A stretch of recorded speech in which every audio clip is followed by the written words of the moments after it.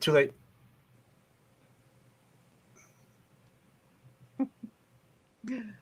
Beauty of life.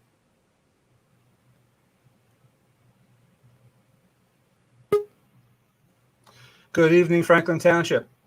Welcome to the Franklin Reporter and Advocate News Hour for April 29th, 2021. We have a guest heavy program for you this evening. Before we do that, I'm Bill Bowman. I'm the co-publisher and the editor of the Franklin Reporter and Advocate. And with me is PJ Parker, co-publisher, Franklin Reporter and Advocate, where you can subscribe to us, franklinreporter.com, for all the news of Franklin Township that we can gather. And with your help, we're Franklin-wide. We're large and Franklin-wide, to paraphrase an old song lyric. Anyway, we have a really important topic tonight. We're talking about the epidemic of COVID-19 in India. India has become the new what's the phrase? I can't think of epicenter of this horrible virus. Millions of cases. People are dying literally in the streets. Crematoriums are overcrowded to the point where where bodies are being cremated in parking lots. I mean, this is unprecedented and horrific. Yes.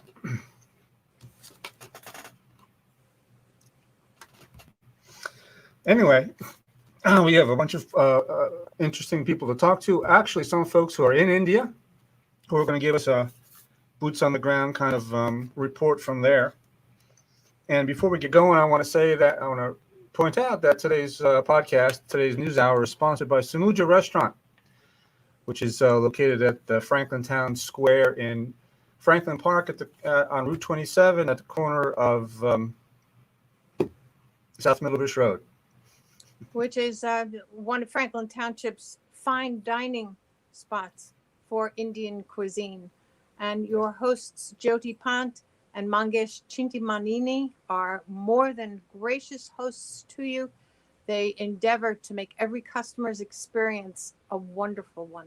So please visit them. They've been very active in supplying so many people who are frontline workers with meals and with other donations throughout the community. So we ask that you do please remember them, not only because it's going to be wonderful for you, but because they have been wonderful for the community. That's Samudra on Route 27 in the Franklin Town Square. I'm sorry, didn't mean to jump on you. They do have outdoor dining, a really very pretty setup for the outdoor dining there in the town square. The number 732-369-9960. Call them for hours. And if you want to do takeout, you can do that as well. 732-369-9960. And that's Samudra. All right. Let's bring our guests on. As I said, we have a number of guests tonight.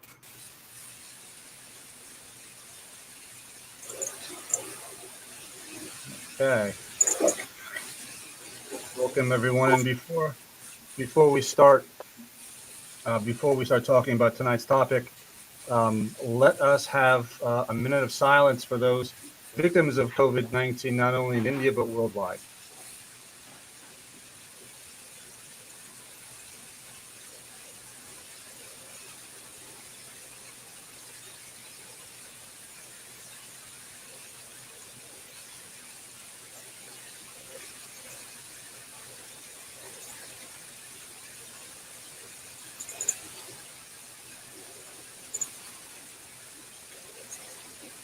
Okay, thank you very much for that. All right, we are joined by a plethora of folks tonight. We have Township Councilman Ram Ambarasan. We have Ardaman Singh, the Vice President of the Franklin Township Board of Education. We have Rajesh Sharma, who is the Central Jersey coordinator, I believe, of SIWA International, and he will tell you what that is. Venki, I'm going to kill your last name.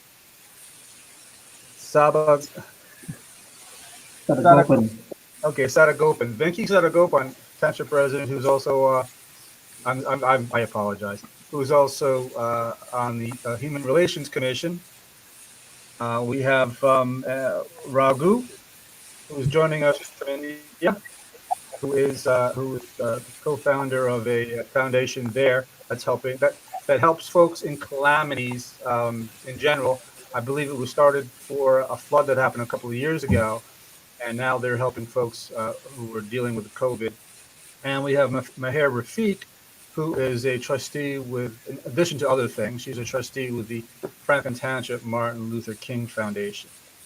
So welcome, everyone. Thank you for coming. I appreciate it. We both appreciate it. We are going to be joined by a doctor. She's also in India. She's having a little bit of technical difficulty, but we're confident that we're going to be able to get her to join in. And we wanted folks in India to join us. And again, Ram, thank you very much for facilitating that. We really appreciate it. Because we have obviously folks here who all of whom have relatives back home are getting reports from them. But we wanted people who are there to kind of talk about what they're seeing, so we get it firsthand. So, with that in mind, Raghu, why don't we start with you? First of all, tell us the name of your foundation and tell us about what your foundation does. Thank you for this opportunity. This is Raghu here. I'm based out of Chennai right now. We have a foundation called Punarjan. Punarjan means rebirth. Venki and I started this when the Chennai floods happened a few years ago. The objective of this trust is to basically help all the people that are impacted by natural calamities while the calamities happening and after that. So after the Chennai floods, most people had lost their jobs. They had to restart their lives from the beginning. And then they did not have money for the education of the children. So that's how it all started. So we helped a number of people during the floods, and following which there were floods in Kerala. So we helped during the Kerala floods as well. And then after that, we now, because of the COVID, we are right now helping a number of people who essentially who are people who have lost their jobs, people who are suffering from COVID. We are helping them with groceries so that the family can survive. We are trying to find hospital beds for many of these people. We are helping them with medicines. We are helping people with running logistics support for them, running errands because they are not able to step out of their homes. There's a whole lot of things going on in India right now. There's a huge pressure on the infrastructure in India in terms of beds, in terms of oxygen, in terms of medicines. It's a really crazy scenario. I mean, we have never seen anything close to this anywhere in our lives. So people are just like that. People that you know, your relatives, your friends. A lot of people are suffering, and many of them are actually losing their lives because they do not have beds here. They do not have oxygen support. There's a lot of pressure on the infrastructure. So what Punarjan is trying to do is we are working with the grassroots level of people. They call us and they ask us for help, and to whatever extent we can help them, we are helping them. We are in fact trying to get some oxygen concentrators from Germany.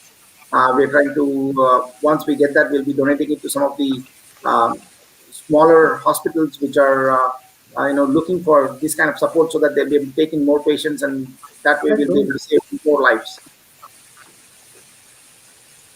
Okay, great. And I did show your website there for a couple of moments while you were speaking. I just want to take a quick second and welcome Dr. Namala. Yes. How are you? Thank you for joining us. Thank you. Thank you for getting up so early in the morning to do this. We really appreciate it. We know it's very early there.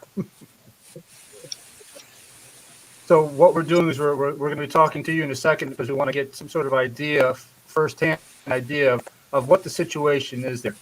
Raghu, what are you seeing? What are you seeing there? We're in Chennai, right?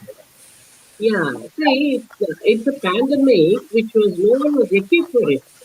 Like, it's just like, like having a tsunami every day, it just crashed on us.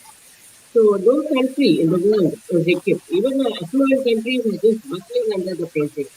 So even India, is not long, it's densely populated and we were not prepared. There was a storm, it was coming down. So everyone, suddenly decided the COVID was over and they went back to their normal life.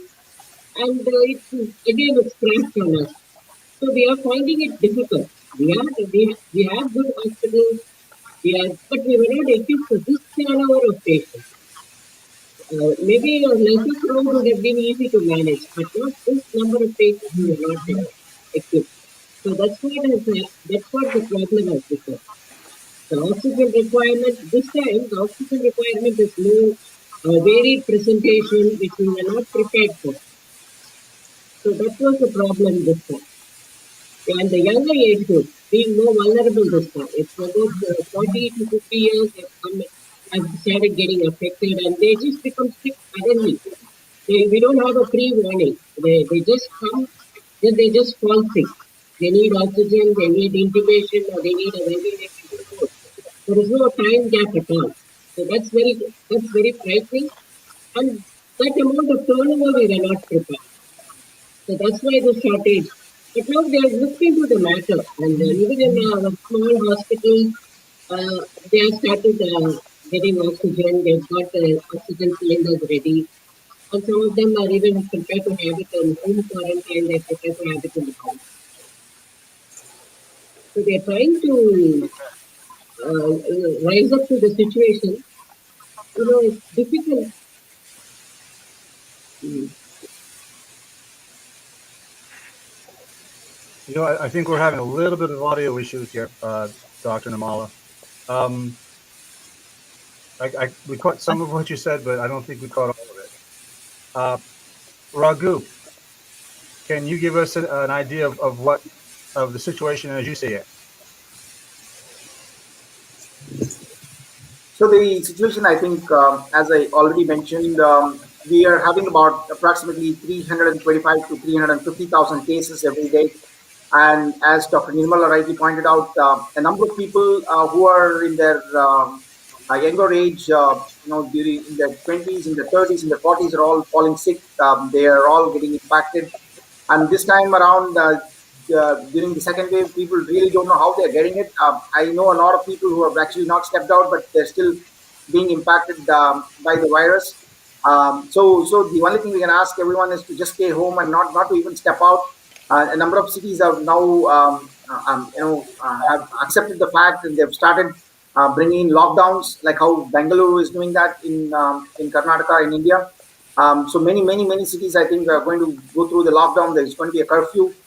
We need to, give it about 3 to 4 weeks time for things to probably turn around so that the infrastructure in India is able to accept many more patients and they'll be able to treat them. Okay. All right. So, did you say that there's going to be a curfew instituted, or there has been? In many cities, many states, the state governments in India are taking this up. It's not now managed centrally. So every state is taking a look at their situation and they're, imposing the lockdown. Like how Bangalore did the lockdown from 10 a.m. in the morning. Only between 6 a.m. to 10 a.m. Some of the shops are closed. The essentials are available. After that, it's a total lockdown for the next 2 to 3 weeks. I see. Okay. So, and forgive me my ignorance of how Indian government works. Is there a federal government in India like we have here, like from Washington? Washington will say you will do this, and then the states have to comply, or is it just in India each state kind of is on its own?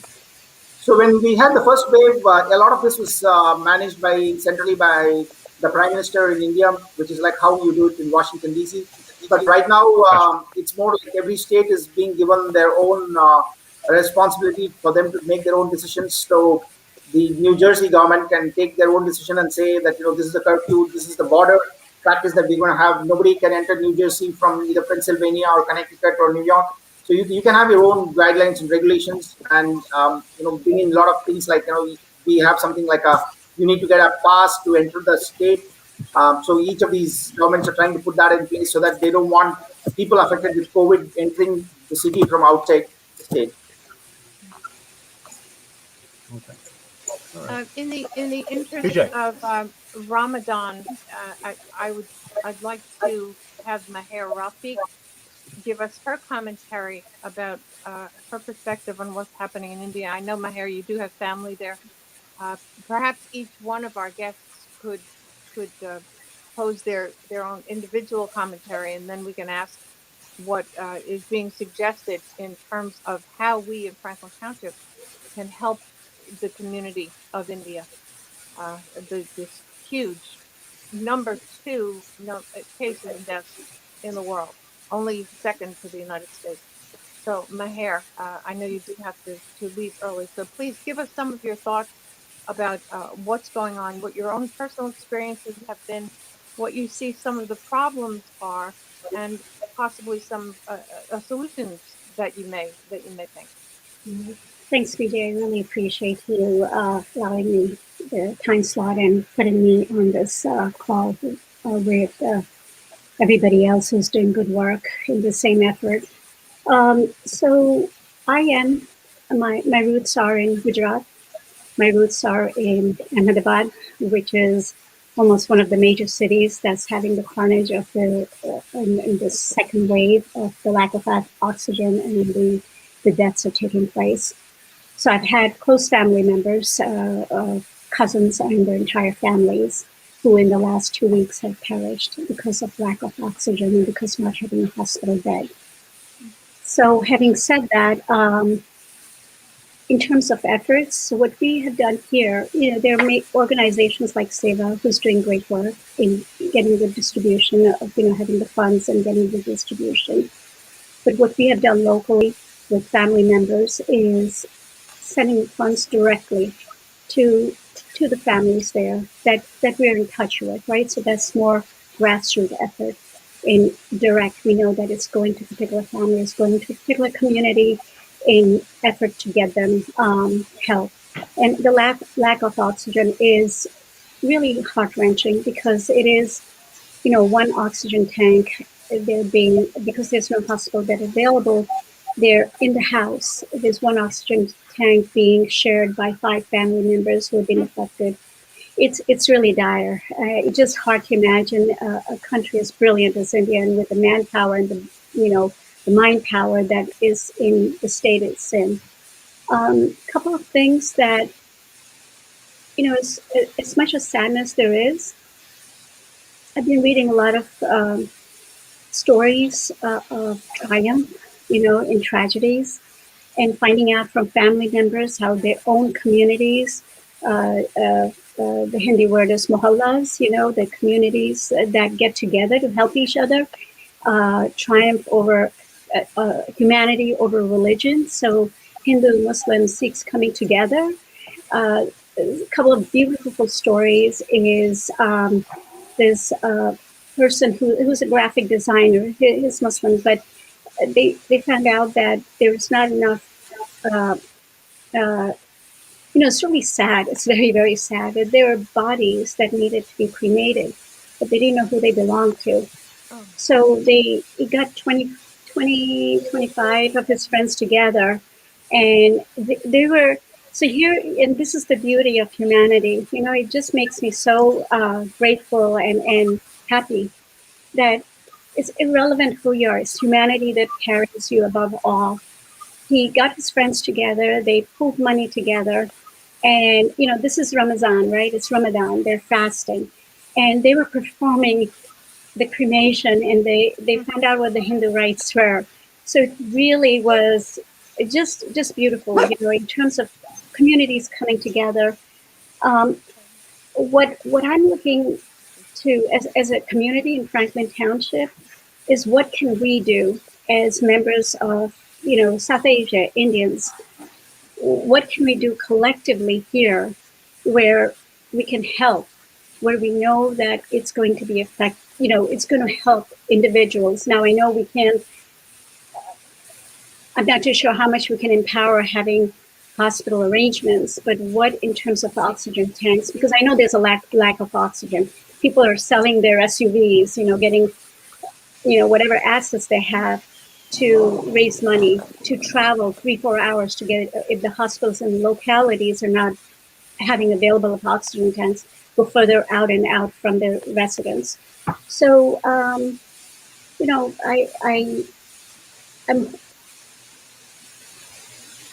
would like for us to brainstorm and see what else can we do other than individually doing whatever we can to help our family members at large. I think this may be where Rajesh steps in a little bit and gives us an overview of what exactly Sewa is involved in.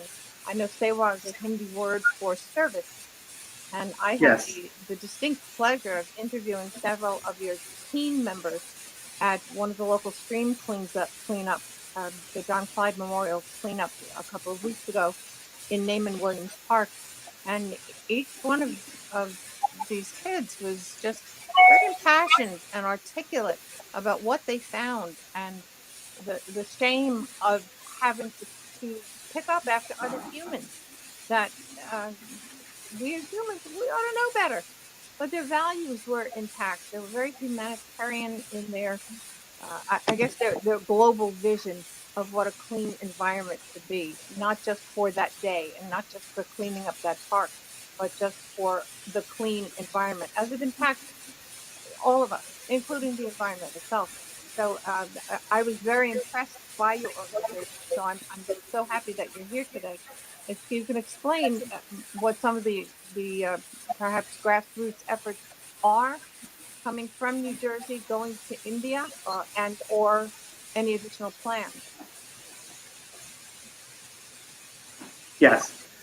First of all, thank you very much for inviting on this forum with some of the people that I haven't met a few of you, but it's very nice to know, and I wish we could work together in not only now, in future as well, to help the communities, not only just in India, across the world. What I want to start with is the point Meher just touched upon, how people coming together. And if you looked at the Facebook or Twitter, I want to share one very important story that came out 2 days back. A volunteers of our sister organization, 85-year-old Narayan Dabodkar, was in hospital suffering from COVID, and he was on a bed with oxygen. A 40-year-old lady came, and this hospital did not have a bed to offer. This 85-year-old Narayanji offered his bed, saying, "I have lived my life. Please give this bed to this lady." Oh. And he signed, their family did not allow, but he signed to be released from hospital himself and left for home. He passed away 3 days back.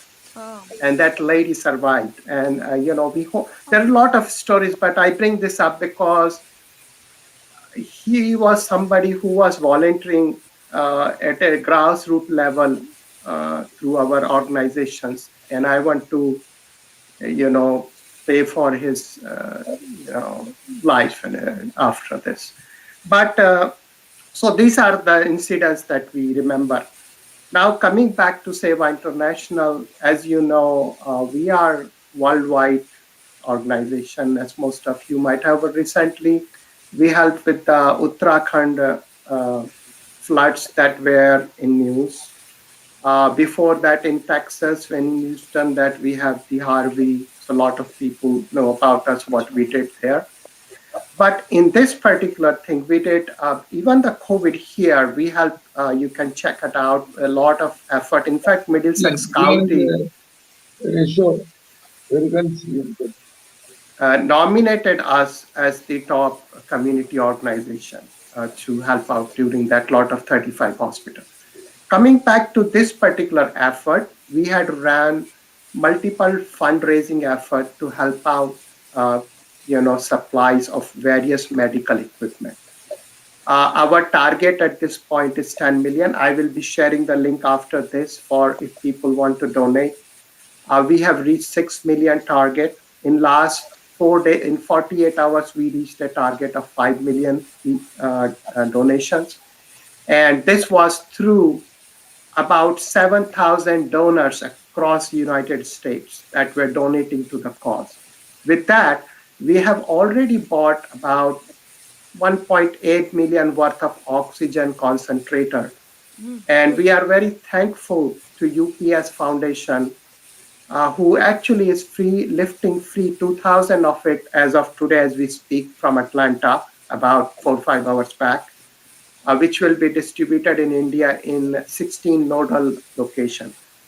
And before that, 400 we shipped on Tuesday that are already have arrived and are being distributed. Apart from this, as I've told you about the volunteer space, we have 800 volunteers of Seva International in Bharat, which is India, in Hindi, Bharat, that is working on the ground root level to provide food, people in the hospital if they need help, medicine, and not to mention the part of it, the cremate people, because there are family members.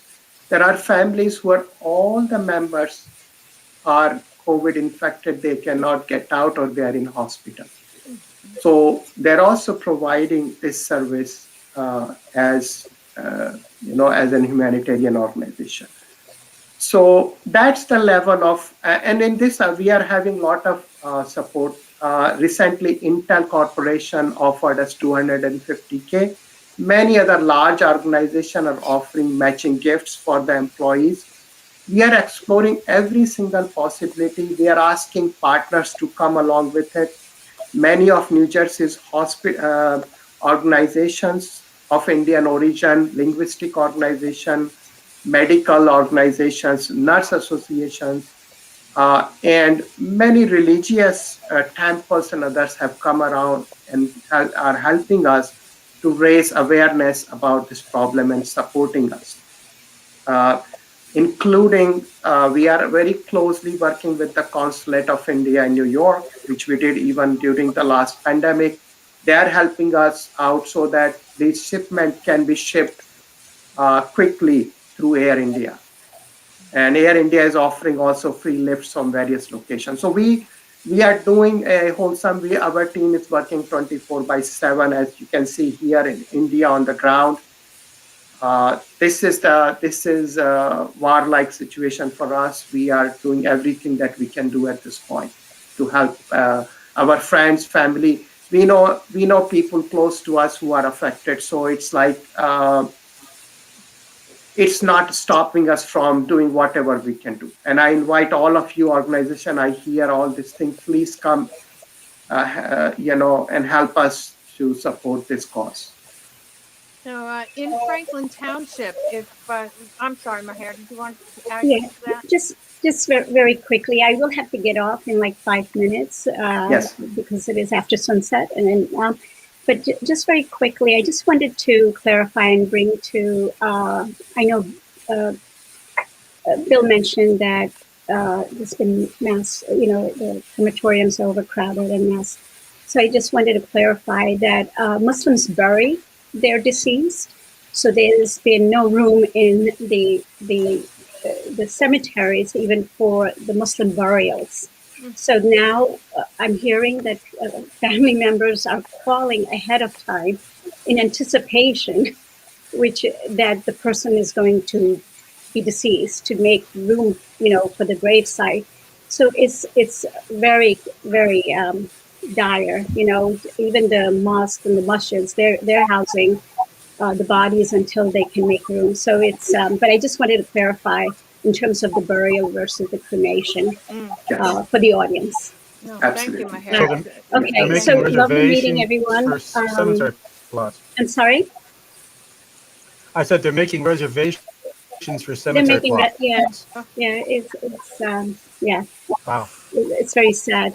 So it's lovely meeting everyone, and I hope we can meet under better circumstances and work together. Be well. Thank you, Maher. Okay. Love And then, from Happy- to you. how do I get off here? I'm going to stop my I'll camera. take care of that for you. Okay, I'm going to stop the camera. Bye, everyone. Okay, take care. Bye. All right. Again, back to Rajesh and Sewa. I wanted to know if there was a possibility of a donation portal that people in Franklin Township, if they wish to contribute to this international organization that does have a Franklin Township chapter, how they would go about doing that. Could you repeat your last? Some disturbance. You are asking for how the people can donate. Yes, Am I and right? what exactly is donatable? I'm assuming that monetary funds are always welcome, but are there supplies? Are there clothing? Well, I guess there aren't any clothing requirements. Well, you know what? I don't know. I'm not going to assume anything. I don't know what's needed. So could you just amplify that? Absolutely. And how? Primarily, how someone can donate whatever is required. Absolutely.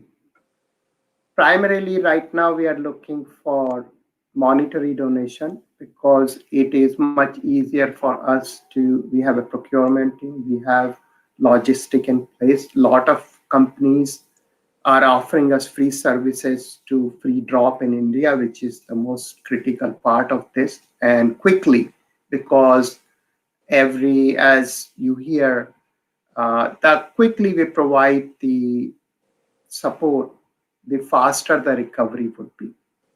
And as much as we like the things are happening, we are trying to make it positive in the sense that the support comes in the form of whatever medical supplies, medicines, anything else that they are looking for. That's one part. Second part we are working is our doctors. We have Seva doctors that work during the pandemic here. We have helpline set up.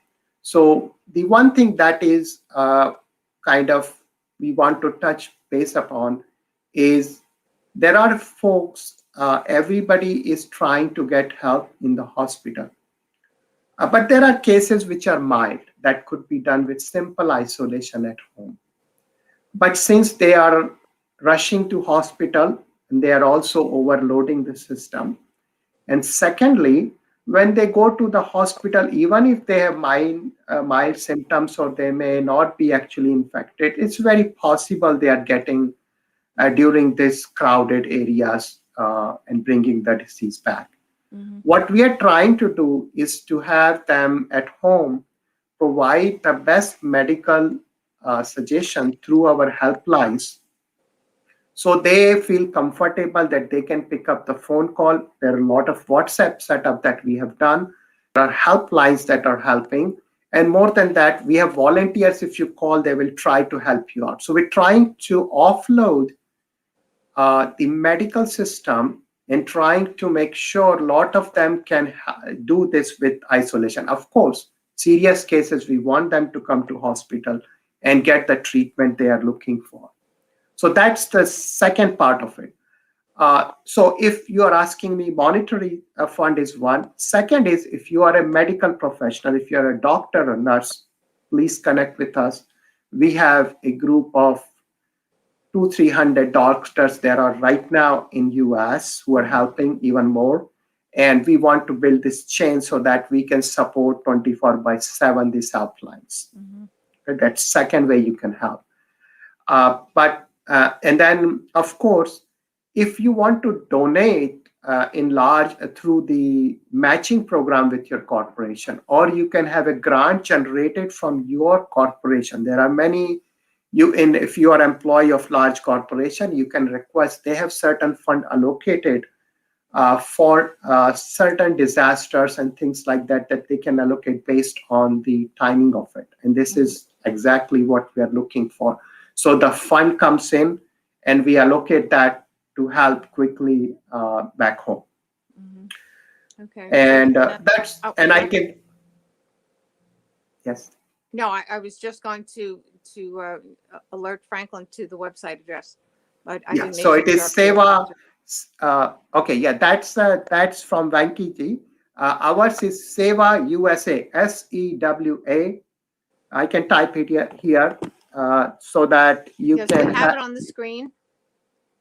It's Yeah, this is well, USA. you can. Yeah, this is the chapter. But if you could remove Central Jersey chapter, but do /donate, then it will directly take you to the donation part of it, so you can quickly see. Okay. But if you go to sevausa.org, you will see all the information that I'm providing. Hourly updates are happening. How much help has gone out of this $6 million we have raised? How we are trying to get it to the field? What is happening in the field? How it is getting distributed? There is a total transparency into the whole system. So they can go and check out that website at sevausa.org. And we also have Facebook campaign going on through that. If you want to donate, there are various ways you can donate. Okay. Well, there are. I have Ram. I know you've been spearheading a lot of activity in Franklin Township, and I know there's another organization or two that you're involved with that is donatable, where people can actually participate. Or any other commentary. And I do not want to miss asking the doctor a couple of questions, but go on, Ram. Yeah. So I'll be brief. I think last Sunday I realized that there are a lot of things that we can do from the U.S. from a policy perspective. So I started writing emails to our senators, U.S. senators and Congresswoman Bonnie Watson Coleman about the plight of Indians and how U.S. must release supplies, materials, vaccines, extra vaccines to India. I think my emails must have worked because on Tuesday, Biden, the U.S. government announced the opening of the lines to India. But it's a good timing. So on Tuesday this week, earlier, we, as a council, passed a resolution asking the Biden administration to continue the support to India. And that resolution has been sent to all the senators and the Congress men and women. So we are trying to do that from Franklin Township as a from Franklin Township. From the council? Yes, PJ. So that happened on Tuesday. So I'm also asking our community, Indian community, as well as other communities to kind of consider donating financially to nonprofit organizations that whatever organization that they prefer to do. Obviously, Seva International is one huge organization, and Punarjanmam, my friend Venki and Raghu started. They also are doing very specifically targeted locations in India to provide service to COVID-affected people. So they are another vehicle to consider. And I'm also part of Tamils, New Jersey Tamil Association, for 30 plus years. So I have requested that organization. It's a nonprofit organization that has disposable funds to help in situations like this. So I've asked them to consider a donation to other organizations that are directly providing service to India, like Punarjanmam or Seva. So the board of directors there will consider their request and come back. And there is an interfaith community that in Franklin, headed by Dr. Alex Garazi.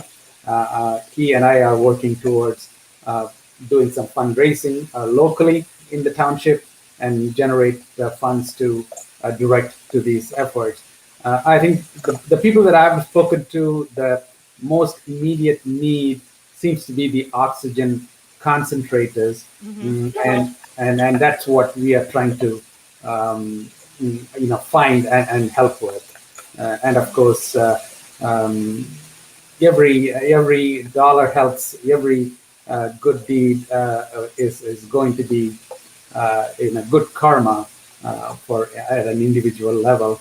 So I urge all of the people listening, and anybody sees this video and our website, please consider supporting your fellow human being in India or any other country that is in need.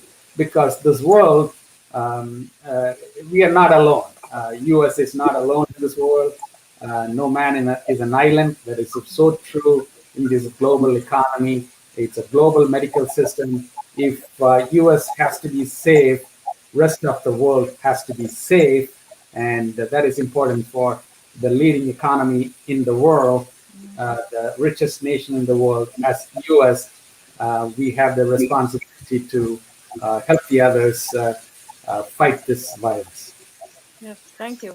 I'm interested in this organization that you've been mentioning with Dr. Karazi. Is that through the Interfaith Council? And Interfaith Council is one organization, yes, and I think they have a mechanism to fundraise. They have a nonprofit specifically designed to help in disasters like this, and we are working on reaching out to that organization to kind of generate locally funds so that we can direct it to other organizations that are involved in this effort. is there a contact point for that? Should someone want to contribute to that now before that organization is fully developed? Yes, I will get that information to you, PJ, with a link and As soon as. Yes. Okay. Yeah, All right. Alex I could just just talked follow about up. it earlier. I'm sorry. Okay. Well, we will definitely be contacting you again and Dr. Alex Karazi to explore this further. We obviously would like to spread as much of this word as possible. Yes. Just quickly, again, I'm trying to be respectful of the fact that it's about 6 a.m. in India right now for Dr. Nirmala. I had a question about India's own Covaxin. And right now, one of the huge concerns is that this is not just India's problem because of the variants that are springing forth as a result of the B1617 variants that keep mutating and keep mutating. And what is the progress and the success of Covaxin at this point? And how is it addressing any of the new variants that threaten the rest of the world as they spread, as they grow, as people migrate back and forth to varying countries? It's right now it's concentrated heavily, obviously, in India, but the conditions are ripe for it to spread even farther. So again, Covaxin is a relatively new vaccine in my head, and I'm sure there are a lot of other people who don't know about its significance and its efficacy, and you would be the one to enlighten us. No, we cannot be choosers at present now. We are having only two vaccines, Covishield and Covaxin. Only two vaccines are available, and Covaxin is totally made in India. Exactly. And that was the one that I was. So we cannot be choosers at present, and the viral strain keeps on changing. It's not like it's so it's very difficult. So what vaccine we get, we are going ahead with it. Even that vaccine, sometimes we are having a shortage. So it's we cannot we cannot say I don't want this or that. We cannot we don't have a choice at all. When you have only two vaccines, the other vaccines are being developed, but still we have not. It's not come into use. Mostly they'll come in June or July. So till then, we have to just at least try to immunize as many people as possible. Already we are lacking behind in vaccination. Is there sufficient supply at this point? Pardon? Is there sufficient supply to? No, there is not. There is not sufficient supply because it's such a huge population. It's difficult to achieve it so early. Even this achievement is something for us. because they are trying. Now they are getting the material from US. I think they procured some material from US to make the vaccine in more places and supply it. I So know Microsoft this, is trying to spearhead some of yeah, that they are trying to because supply. See, initially the fear of vaccine was there. People didn't want to take it. Even I was apprehensive because it's a newly developed vaccine. And you know, all the adverse effects were more than the safety of the vaccine. So people were refusing to take it. Now, when when the pandemic has become out of control, everyone is rushing to have the vaccine. So now there's a shortage. So I think they will come up with something. They will, the manufacturer will improve and they will supply more vaccines. well, that's something obviously that more funding is necessary. Yeah. No, even more than funding, they need to manufacture it. It's a wholesale. Like, you know, Right. it has to reach all the people in India. It's difficult, but they will come out. They will come out. India is a resilient country. They rise up to any occasion. So this also, I think they will come through it. They will come up, and the people self-help groups are more in now. People are helping each other, helping their like I initiated so many people to have the vaccine, made arrangements to have the vaccine, so that I even my maid or I initiated. I took her for the vaccine center and made her have the vaccine. So it's difficult in India. There are so many myths and beliefs, and no, they will not have the vaccine, or So now it's okay. Now they've started. They've agreed to have it. So I think they will come. Something will happen. There will be a change, I think. All right, but it's the stellar move. Obviously, the more who are Yeah, vaccinated, the more that yeah. The it can more be the stamped. vaccinated, because if the virus keeps changing, how many vaccines you can keep on producing to As suit the many as virus? necessary. Exactly. Yeah, I guess yeah. So it's that very leads me. difficult. I'm sorry. Yeah, it's like no, it's a change game. It keeps on. It's so difficult. Yeah, but What let's see. what is being done right now as far as treatment protocol? The treatment protocol, see, if there is a mild, they are home quarantine. They are advising us not to go to the hospital. You have a lot of home quarantine centers, which is attached to a pulmonologist. He talks to the patient, or they have some staffs and doctors who are posted. They have a cell number, and they're constantly monitored in the house. Someone phones them and asks them constantly about their pulse or temperature, and they are done the basic inflammatory markers are done, and then again repeated after 1 week. These are people who the CT changes are not severe, but whom the CT changes are more, the lung shows more involvement, where oxygen saturation is less, they are advised to go for admission.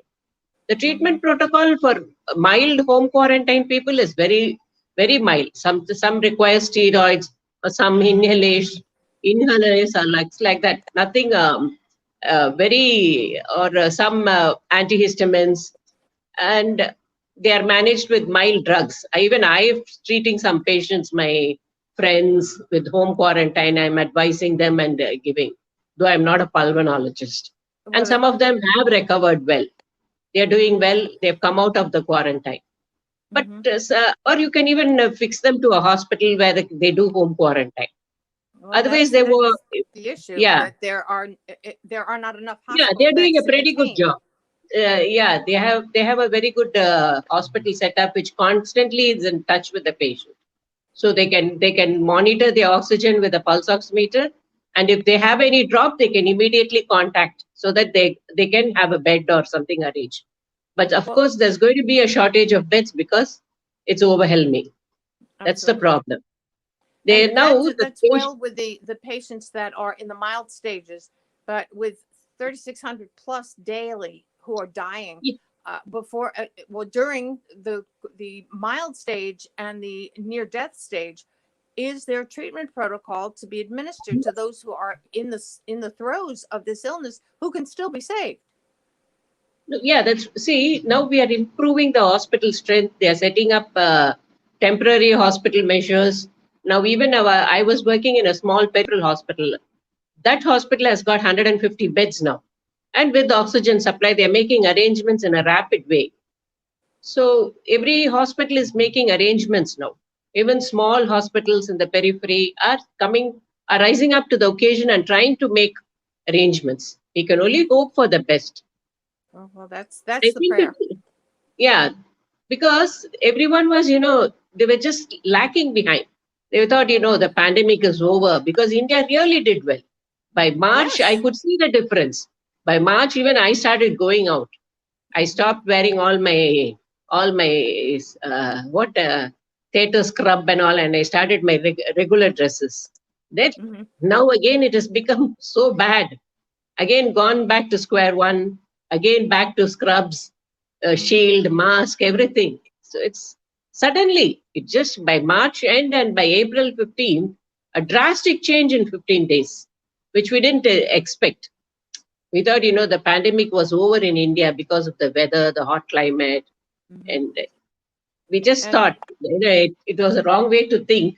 But no, we always hope something good comes out. well, do you So think that there was any relaxation of restrictive protocol, and that may have contributed to this third wave? pardon? The relaxing of lockdown, the relaxing of Yeah, public the waxing gatherings. of the lockdown, the election campaign in North, there was a Kumbh Mela where lakhs of people participated. All these were not was not the right choice. Hmm. It just caused an outbreak. Hmm. That's all. And that But is the lesson, not only yeah, Franklin, and that's the lesson. patients, even everyone, people became impatient. They had the vaccine, they had the virus fatigue.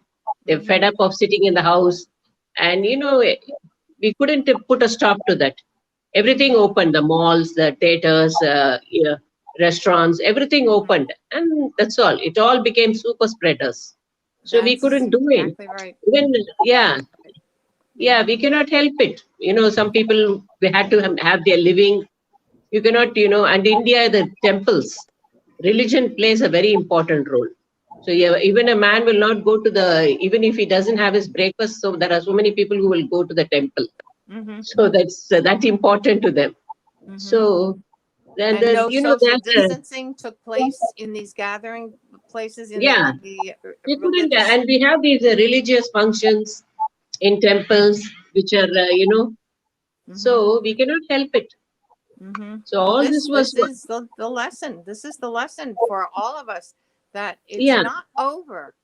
It's yeah, this Moreover, virus is not standing still. This virus is yeah, mutating at yeah. I every turn. agree. We still Yeah, have to be extremely careful. very careful because we have learned a good lesson. But still, there are some people, they have to make a living. They go out.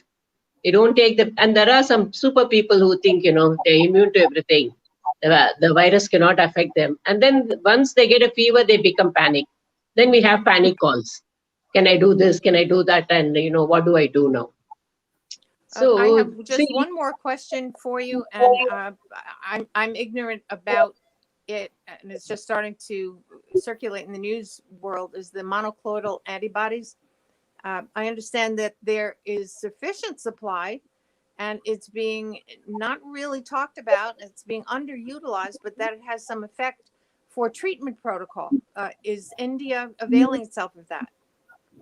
no, I don't think so. Monoclonal antibodies, they still maybe is still being used. I mean, if India, if it's available, I don't think so. They started using it uh, randomly, but the drugs are being used. But even now, they are changing the protocol. See, Hmm. this the disease is new. Every time they change the protocol. They were telling remdesivir is a treatment of choice. Now they say the injection remdesivir is not important. It's massive doses of steroids to reduce, like methylprednisolone, to reduce the inflammation, keep the lungs oxygen. They've changed totally. Only if the viral overload is heavy, you give them remdesivir. Hmm. So everything keeps changing now. Monoclonal plasma therapy also they're telling is not much use now. So monoclonal antibodies, I don't know if they started, but so far I've not have heard of any patient having had it. Maybe intensive care, it was used for many patients, but still there are not many papers or presentations regarding that. Yeah. That's it sounds like it's almost a too good to be true, too simple to be good to be true. It is plasma based, is it not? Is it based on plasma? The plasma also they're telling is not that useful. They're telling now. Okay. But of course, but some of them have received. Some of my patients have received, and they are doing well. Mm-hmm. But now Okay. the latest is that's what they told recently. I don't know how many things are going to change in matter of time. Mm. Now Well, they it's a only huge is challenge. It's a huge yeah. challenge for you. Everything keeps changing. But there is a shortage of drugs also. Remdesivir, they're telling it is not. It's being overestimated. But maybe because of the shortage they're telling, or it is really, I don't know. Mm-hmm. Well, there are lots of shortages. It's not Yeah, just the shortage of oxygen drugs that's the is there. treatment, but Oxygen shortage, sure. drug shortage, bed shortage, everything is Mhm. there. But we're trying to overcome it. That's all. All right. So any of the monetary donations that go through organizations such as SEWA Yeah, are all of absolutely dire need right now. dire need, and it should be directed properly to reach the patients properly. That's all, and timely. Mm-hmm. The problem in India is not everyone lives in the city and everyone is accessible to medical. There are a lot of remote places which is inaccessible. So all people should get it. That's what I'm thinking. Mm-hmm. Well, I certainly appreciate your perspective. It's Yes. eye-opening, frightening. But they are making an effort. Indian government is making an effort. And down south, like where we live, Chennai or Tamil Nadu, definitely the medical infrastructure is much, much, much better. We have good hospitals, government hospitals, and everything is absolutely free. That's why that's good to know. that's everything is free in government hospitals. Mm-hmm. You can just any person can just walk into any hospital, government hospital, and you need not pay a penny for it. Mm. It doesn't matter whom you belong to, or it doesn't matter in any way. So you Mm-hmm. can so that's why it's a burden. See, I was working in a government hospital, we were having a turnover of 5,000 patients every admission day. We'll have 5,000 OP in all departments. Now it's gone to some 20-30,000 per day for one single, like pulmonology, infectious disease alone. So they're not just buckling under the pressure. That's the problem. We do have a great turnover in government hospitals. Mm-hmm. But because of this pandemic, it's becoming beyond our means. Mm-hmm. Otherwise, we were well equipped. Many government hospitals do an excellent job. I've been in government service for nearly 25 years, and I really enjoy doing my work there. Because there were so many. Is there a difference between is it Garmin hospital? Correct. The government hospitals, now they have many government hospitals open to COVID. We have converted totally only for COVID. They're reducing the elective cases and doing only COVID cases. So many COVID beds they open, but still it's not enough. And everything is free. You don't get a bill when you go to a government hospital. Mm-hmm. You just walk in and walk out. That's all. That's a great job by itself, Mm-hmm. which you don't get in many countries. Even affluent countries, you cannot go to a hospital and just walk out without settling your bill. Yes, But country yes, for yeah, one. but you can do it in India in a government hospital. Mm-hmm. Okay. Well, thank you. We appreciate all your efforts. You're certainly on the ground floor. That's Miss Ardeman. We've been waiting for you, sitting right there in the middle, for some of your comments. Ardeman, if you don't know, in Franklin is one of our stellar Board of Education members. I believe you are the vice president for a second term. And give us some of your thoughts. Thank you, PJ and Bill. I just want to start with thanking you and bringing everyone together tonight for this very important crisis that is affecting India. And, hats off to all these people who are in the front lines and working. I am very appreciative of the fact that the community has come together. And I there isn't a day that goes by with stories coming of how the communities are coming together and helping out. There are doctors and nurses who have lost family members, and they are still coming there and helping other patients recover. So my perspective is that, like Dr. Nirmala said, it's a very resilient community. They will overcome it, but they need help. And we are here to help. And Councilman Anbasaran, thank you so much for bringing, Seva International and Punarjanam here for the information that we as members of the community in Franklin Township can bring forth, give our funds, whatever little or more we have, so we can make sure that the monetary donations go to the right places. There are several nonprofits out there. We don't know if they go to the right places or not. And that's a systemic issue in India, and I that's not something to hide. There are systemic issues that the money doesn't go to the right places at time. But I have confidence in these two organizations. I can share a few other names of different organizations that, the money we know will go into the right hands. It will go to the right people. Oxygen tanks will be purchased and given to the hospitals, given to the people where the need is there. And I think that's what is most important. The medication is required. The most important need right now is medical supplies and oxygen. And we shouldn't waste our time in talking, right now, what went wrong, whether it was the political campaigns, whether it was, the religious gatherings. Right now, our time is to act fast and conquer this virus. And we should contribute with help and hope that this will be behind us. I know that there is an organization called Khalsa Aid International that is also working with the Lions Club International in UK, and they're providing oxygen machines that are being sent from UK right directly to India.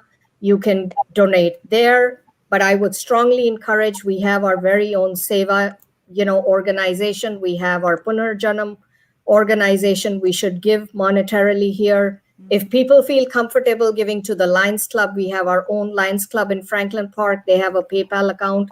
They can give it there. I think right now it's for people. Wherever you feel comfortable, if you have trust in the organization, give in your money, give in your donations. If you know someone who can get oxygen cylinders directly, let Seva and the Punarjanam organization know, connect them to those people so they can get, the supplies and get those supplies to India. That's the most important part. My own family members have been affected, cousins, relatives, and I know that situations are very bad for the common man. If you don't know a doctor in a hospital, if you don't know somebody influential, you cannot get medications. You cannot get a bed in the hospital. So what is the state of a common man? It's a very bad state right now. And I'm really sad about that. All we can do sitting here is make phone calls, ask, how are you doing? I know someone very close to me whose parent was in the ICU and was told that we can't do anything. You need to take this person home. What do you do in those situations? I mean, the WhatsApp, chat portal is used extensively by India, and that's how we stay connected. We make calls, we talk to people. But it's the sad tragedy. The remdesivir injection that Dr. Nirmala is talking about is selling in the black market. If a common man cannot get it, I can see Mr. Sadagopalan shaking his head, which is the truth. Common man cannot afford the money for that injection. So if I am sick there and I don't know somebody who is, in the political party there, or, knows a doctor or a nurse or someone in the medical field, I will not get that injection. But if I have the money, I'll get the injection. It's a bad situation, and I really don't know how we're going to help there. So I'm just here, just like everyone else, looking for answers. How can we help?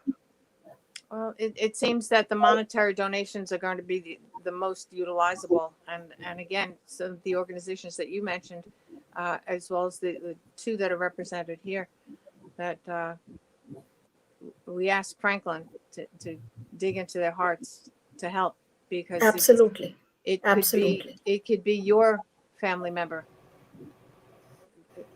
We're a global family, and you help someone who you don't know. That person doesn't know that it was you who may have saved their life, but that's something that you will know. That's anyway. It's eye-opening. I've been talking a whole lot, Bill. Very sad. I just want to add one point. Yes. I know we talk both side of it, the positive and the negative side of it. It's a very resilient society. At this point, all we can do is to help and change this perspective very quickly. If we can help, I'm pretty sure we can turn around and make this go away. I know there are losses. They might be for a few more weeks, but the quicker we help, and we are trying to change on the grassroots level. We are trying to reach out. We have on ground almost 2,000 volunteers, 1,000 of our own, 1,000 of other organizations that are constantly monitoring the ground situation and trying to help where we could. Of course, we are also constrained with resources as any other nonprofit organization is. Government is doing a lot, but there's a limit for government also to spread out. We can promise you from the Seva perspective, we are 4-star charity navigator organization. You can go and see our audit reports for every single penny that has been spent. Our overheads are 5% to 8% that no other organization can match. All volunteers here, including me, and hundreds and thousands of volunteers here and back home, they're all are professionals. They are doing this all as a volunteer. There is absolutely no administrative cost from us. Wow. And we guarantee you, we are at 5 to 8%. We are rated 4 rating in Charity Navigator. We are in the top 13 organization worldwide. We are in same list as Red Cross and Salvation Army, just so that you know. So I promise you, every penny, it will not be misused. It will go somewhere for the benefit of the people. We are as concerned as you all are, who are donating the money. Well, thank you for that. Venki, tell us about your organization, please. Yes, sure. Thank you. Thanks for the opportunity. Thanks for having me, Bill and PJ.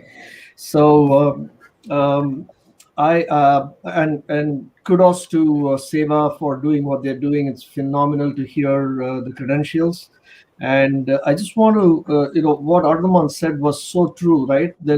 In India, there are a couple of different things that is happening. One is the pressure on the hospital system that Dr. Nirmala was talking about. There's just so many patients coming to the hospital, and hospitals are not able to. I've seen images on Indian news channels where in places, remote places where there are much smaller hospitals, but the patients were so high they didn't have beds, and the patients were literally lying on the street outside the hospital waiting for their turn, and some of them just dying while waiting. So those kind of things, those images really shake you up, and those things are happening. And at this time, when they need the oxygen cylinders and when they need the medication, remdesivir, there are suppliers who are gouging. They're doing price gouging at this time because patients' families are so desperate. They want it. They reach out to these suppliers, and these suppliers are charging them 20 times, 30 times the regular price. Oh my God. Yeah. And so what happens is organizations like Seva and ours, Punarjanam, we come in because we are able to do collective negotiation. We have a power because we are an organization serving so many different people. We are able to go and negotiate with the suppliers to bring down the price and make it available for the poorer people who can't afford it. India is a country which has more than 68% of the population earn maybe less than 150 rupees a day, which is like $2. Oh, You know, Lord. and these, they can't afford these medications. Okay, and like Dr. Nirmala said, the government hospitals, the hospitals run by the state government, they offer it free, but all the private institutions, they can't offer it free, they charge. And these poor people cannot go to those kind of hospitals. So that's where organizations like ours come into play, and we try to help people at the grassroots level where we have access. When people, so Raghu, for example, he's sitting here at 4 o'clock in the morning his time, but he gets more than 200 calls every single day on his cell phone from people asking for help.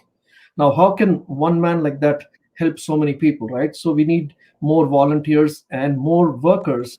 And when we have to hire more workers, we need more money. And monetary funds are the ones that really help in mobilizing all of these to make, all the medicines and the oxygen and the hospital beds accessible to the people who really need it, who are in dire situations. So that's what we try to do, and we are continuing to do as Punarjanam.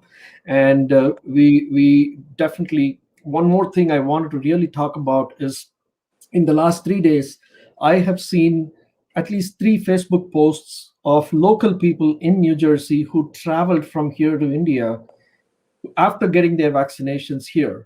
And then they reached there, they caught the virus, they could not get hospital beds, they could not get oxygen, they died. People who had the vaccine?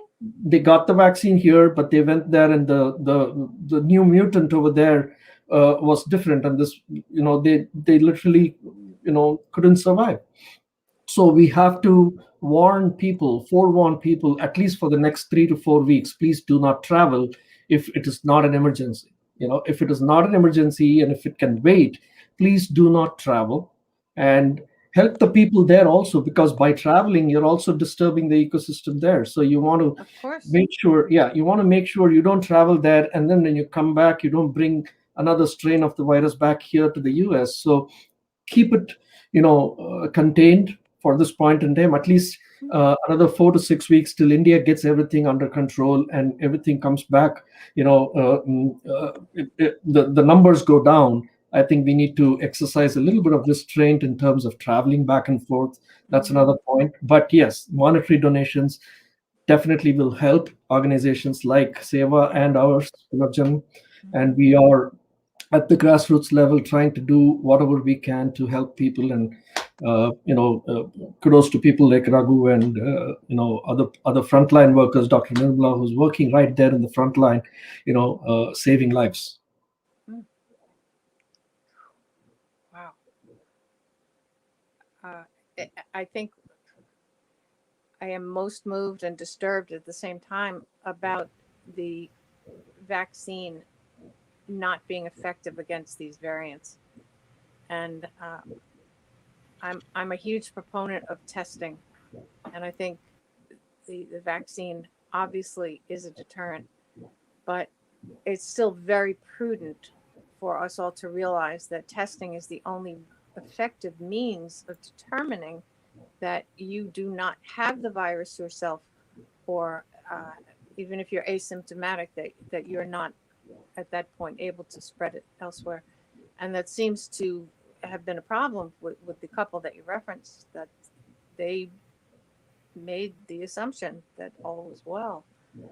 Oh boy, there are just so many variants to all of the variants. Yeah, there's one, PJ, one positive news that came out like 2 days back. Dr. Fauci has given a statement on Covaxin that it is the most powerful vaccine right now for this. Yes, it is in the news. It is one of the most, probably the best right now for that variant that is out there. Oh, yes, and multiple variant, that particular specifically, but they have actually, he made a generic statement that for various variants, Covaxin is the vaccine to go for. So that is a very, very positive news in this, all this is going on. And what I heard today is since 16 plus or 18 plus year old now can be vaccinated, Dr. Nirmala can confirm for me. from May 1st, there is overwhelming response to register to get in the list so that they can get it. Dr. Nirbala can check in into that. But this is very positive news, even though in this negative time, because vaccination is the key right now. There's nothing else that can beat this.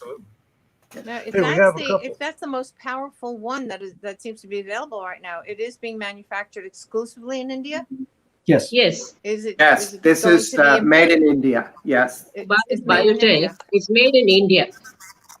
It's effective, and it is. In fact, before the second wave came, the vaccine was even India's shipped millions of vaccines to other countries like Canada and Brazil and Bangladesh and so on and so forth. India supplied to all these countries when India had it under control. Mm-hmm. So yeah, Covaxin has been extremely effective. Yeah. Well, that's interesting that it really hasn't hit the shores of the United States at this point. No, it was in news and on CNN. It was on news even on CNN. He made a statement. Yes. And I think White House medical supervisor, Dr. Murthy, also made a statement on this. So I guess it's a very positive. This is the game changer right now. Mm-hmm. And as Dr. Nirbala was saying, society is resilient, it's going to come back. This may be the thing to bring us back. Yeah. No, it sure sounds like it. We do have some comments and some questions. I'm sorry, Vilka. I said we do have some comments and some questions from folks who've been watching. Things are very slow for some reason tonight. I can see it's Joanne Chaplin Berardi. I had a double lung transplant. Will this vaccine help me? I assume she's talking about Covaxin, yeah. Covaxin, yeah. So Covaxin. Dr. Namal, what do you think? Yeah, the vaccine will help her, but best is to stay safe. Like it's not worth experimenting. Right. Well, at this point, I think we're all experimenting to a great degree with vaccines. Yeah, see, she's already had 2 lung transplants. Yeah. The best is to stay safe during the epidemic. Mm-hmm. The vaccine will help. Definitely, it will help, but better to stay safe because you can't do anything more for her now. Mm-hmm. Well, just to export more of this effective against variants vaccine to other shores, which takes a huge amount of funding. And again, one more reason, Franklin and beyond, to be donating to these organizations who are making things happen. This is a huge development that I think could be world changing. Yeah. Our friend Sunil Fernandez has checked in as well, and he's just acknowledging that the need is very critical and the undertaking is huge. So thank you for that, Sunil. Great. We speaking of school board members, we have a question from Bill Grippo to Councilman Barson. He wants to know if you can request the hospital ships that were used early in the pandemic, if they can be used again, if they can. I don't know where he wants them to be sent. I don't think we have anything big enough to accommodate hospital ships around here, but what do you think? Back to maybe New York, maybe Port Elizabeth? I'm not sure whether that's quickly arranged. Oh, I'm sorry. You know what? I misunderstood what Bill said. He's talking about sending the hospital ships to India. Oh, ships to India. Yeah. Okay, Yeah, he's talking about sending the hospital ships to India. Yeah. Request the 2 hospitals. I think it's a good idea. Ships to be It's an interesting idea, right? Yeah. Okay. Well, Yes, yeah, it is. It is a good idea. Yes. And does he mean from hospital to ship the supplies, or is he asking the whole infrastructure? No, there is a ship that was converted into a hospital. Converted into a hospital. Oh, yeah. He's asking us to. He's asking us to send that ship To India. Correct. Right. Good idea. Yeah. Yeah, I think I think that was an army, a navy ship that was Yeah, stationed that was converted. at the Yeah. harbor. Is that the one he's talking about? Oh, Yes. okay. Yeah, Yes. that's to reach India from here. No, we don't know where those ships are, but to reach India, it may take a couple of weeks to month to cross over the Atlantic, Indian Ocean, and so I think that's a good thought, but I'm not sure whether it's going to be timely. I think the most timely solution is to have the intergovernmental agencies to work with each other so that the materials are sent directly to the manufacturing facilities, and the medicines and the vaccines can be manufactured. India has the largest manufacturer of vaccine in the world. Serum Institute of India alone can produce about 130 million vaccines a month, and there's Bharat Biotech that can produce about 30 million vaccines a month, and Sputnik vaccine from Russia, they are sending about 50 million a month. So between the three sources, they have about 200 million a month to treat people. So it will take the next 6 to 8 months to kind of get to a herd immunity level nonstop, producing more and more of these vaccines. So the situation there is very, very serious. And like I said, if the rest of the world is not safe, US is not safe. That's how we all should think. Exactly. No, absolutely. I think I would I'd also like to bring one I'm more sorry. thing. Go ahead, Armin. Go ahead. Sorry. I just would like to also bring one more thing to everyone's attention. Because of like the price gouging, we also know that, there are several pharmacies that can produce a negative COVID test result and are able to send people to travel out if they have mild symptoms. I want to know if Seva and Punarjanam can help with that so that people are not traveling and taking this variant to other countries and spreading it. How can we help, stop the travel of these individuals with mild symptoms? If we can put a control on anything, I know there are certain countries that have put a stop on flights coming from India. Mm-hmm. How can that be done, at a more wider level where these things can be, taken care of? It's difficult. So, Ardaman, can I respond to that? All Yeah. countries flying back and forth need a COVID negative report for 72 hours before you travel. Mm-hmm.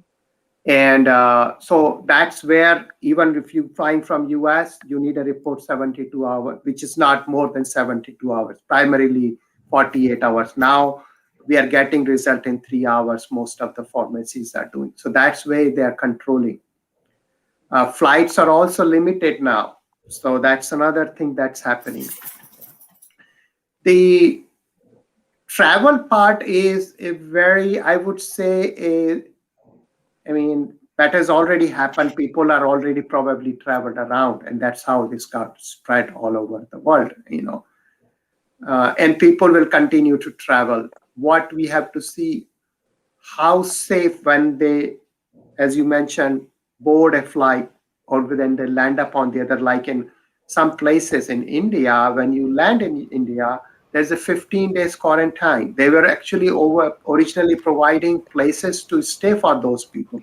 Of course, there were violations like anywhere else, but that is the norm that they were following. And that's why the control was there until the March. If you see, considering the population and the people's activities outside in India, they travel a lot and they mix up a lot.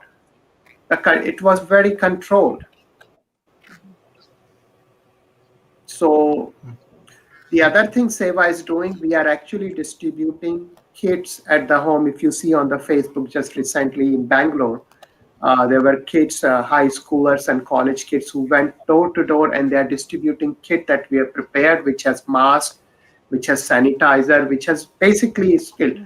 There are also talks so that we can give them the test strips that is in works. We probably will be able to do that so people can test whether they are having COVID, the nasal strip or things that gives you results. It's a very preliminary thing, but that gives some indication. So we are giving kits like that. 10,000 of these are already in distribution in a few areas in India, which are highly hit, like New Delhi, Bangalore, Hyderabad, Nagpur, Ahmedabad. But there are more things to happen. I'd like to open this up for any of you to ask any of you your questions of each other.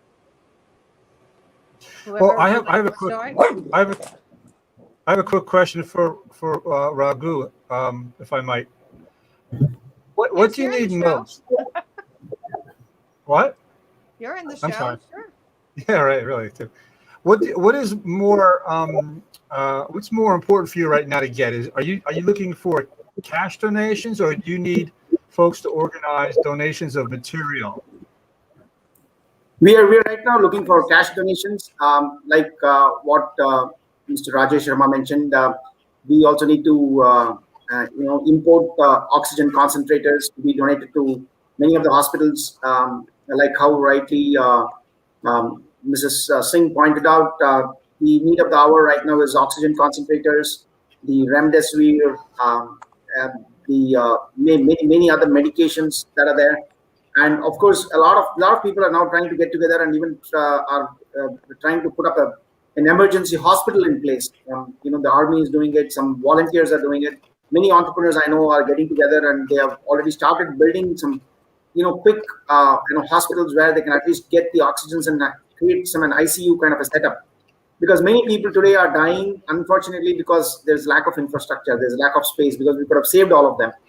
And I know that in many places right now, including some of the hospitals that I spoke to, they're saying that if you're aged above a certain age of 65 or so, they are not giving you any preference, and they are looking at youngsters to be saved.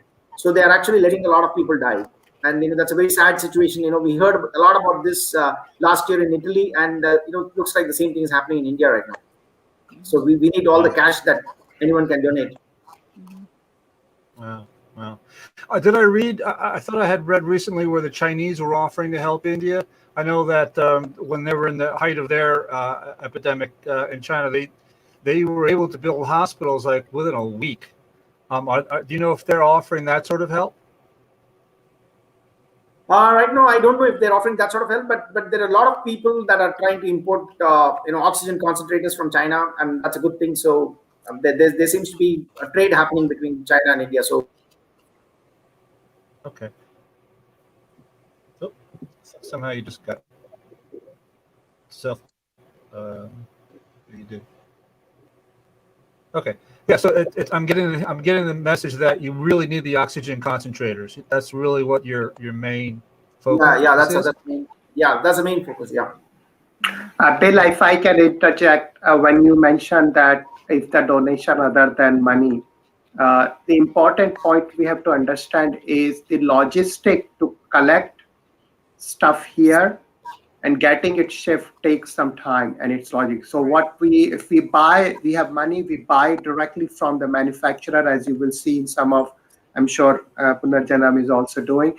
We are buying this in a negotiated price, and most of the manufacturer here, considering the situation, they're actually giving us a very good price on this, considering the situation. We have some manufacturer we are working with where we got all of this 2,500, and we have ordering another 1,000 concentrator, and in a week or so they will be out.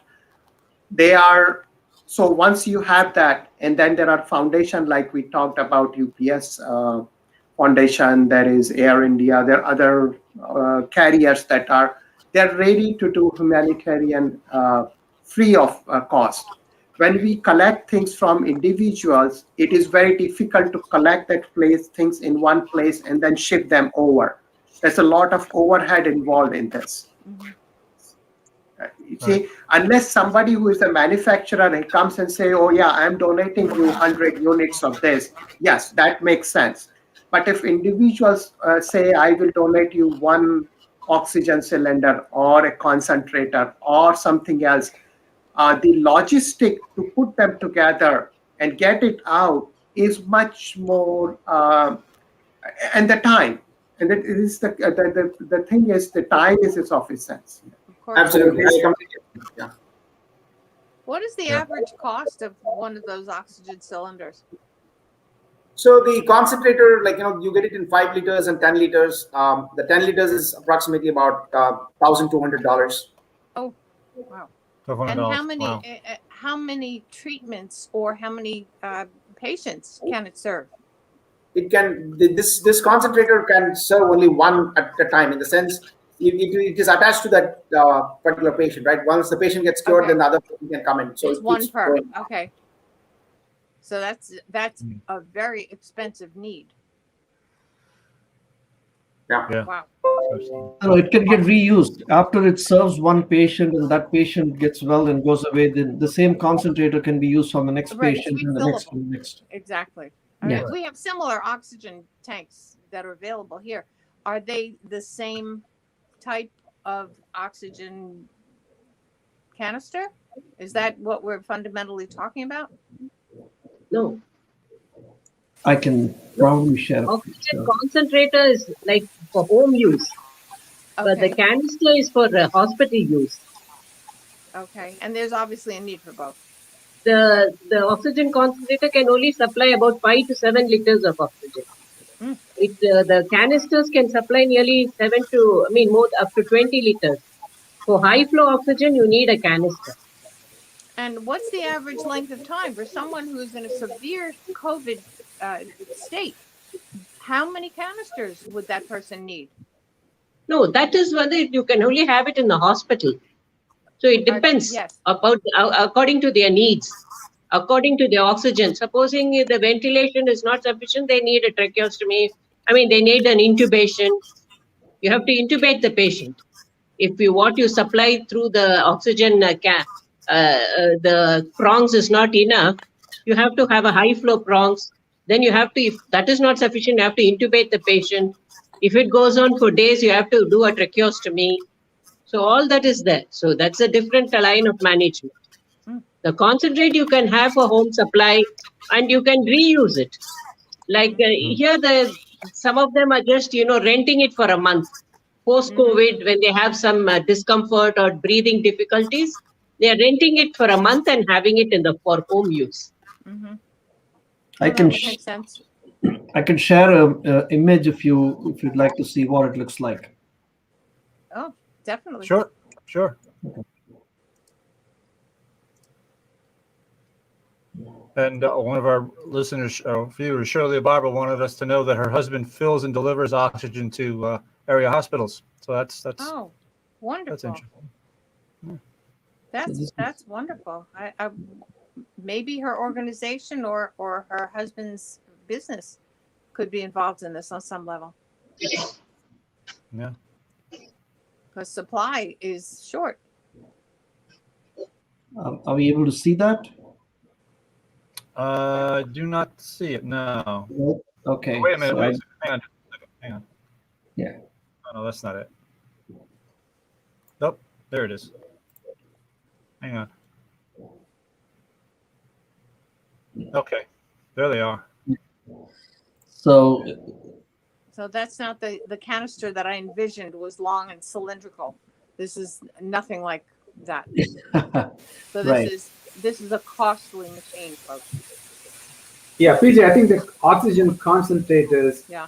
actually take the oxygen from the atmosphere and concentrate that so that it can be breathed. So it is operated by electric power, either battery or the current, and it produces oxygen 24/7. It's nonstop. It's not a canister. It's a machine that produces oxygen on a continuous basis.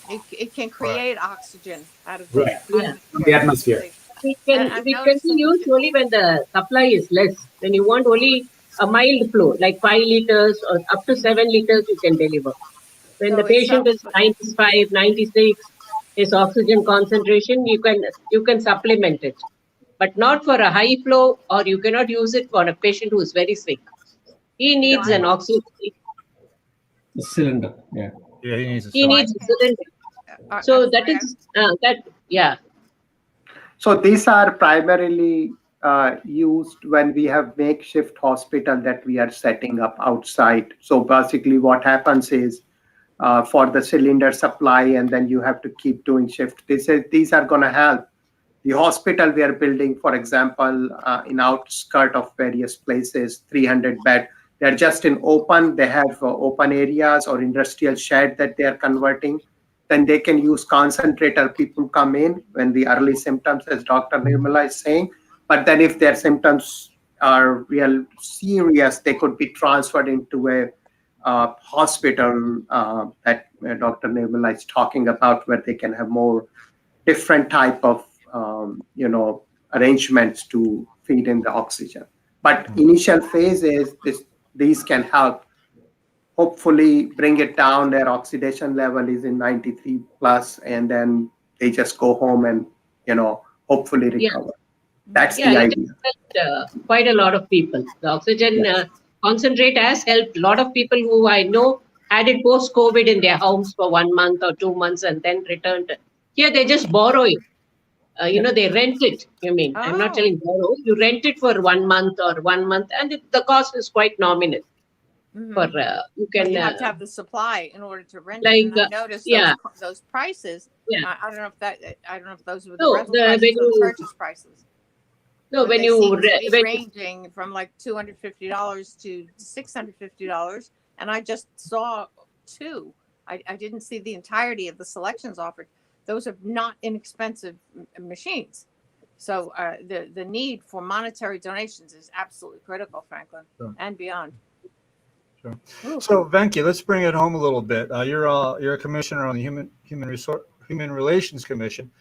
Right.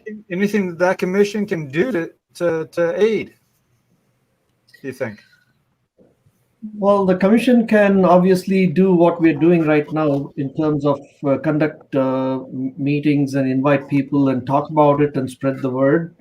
I don't think beyond that the commission itself can, donate. I'm not sure about that, but definitely the HRC can spread the word among the community by conducting, events, online events. Their own fundraising events. Yes, that would be a good thing to get going.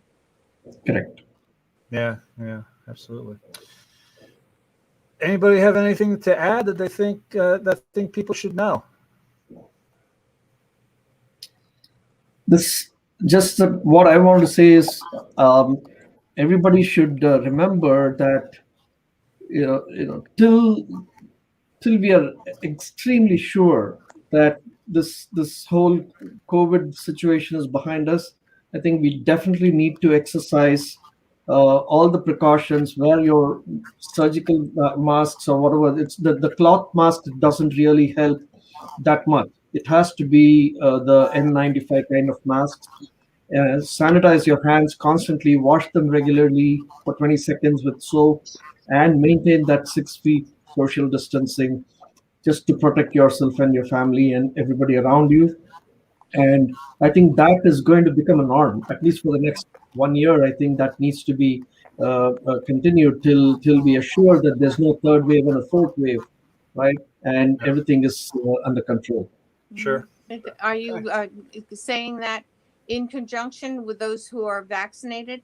Because there seems to be a relaxation of those restrictions on the basis of, well, we're vaccinated now, so it's okay. We don't need to test. We don't need to wear a mask. We don't need to social distance. And I think that is not good. I don't think so, because the new strain, the new variant that comes from somewhere, if somebody travels and if it comes here, these vaccinations don't hold good just yet till the next till we take our next vaccine, maybe 6 months, 9 months down the line, then it covers the other variants as well. Or unless we get the Covaxin here in plentiful supply. True that. So It's going to be ever evolving on so many levels. Unfortunately. Whew. All right. Well, that was great. Well, thank you so much for joining us Ardaman this has some- evening. And or Adman Thank has you, something. Ron, for organizing this you want to effort. add something? I Yeah, just want to piggyback on that and say, please don't let your guard down. Definitely.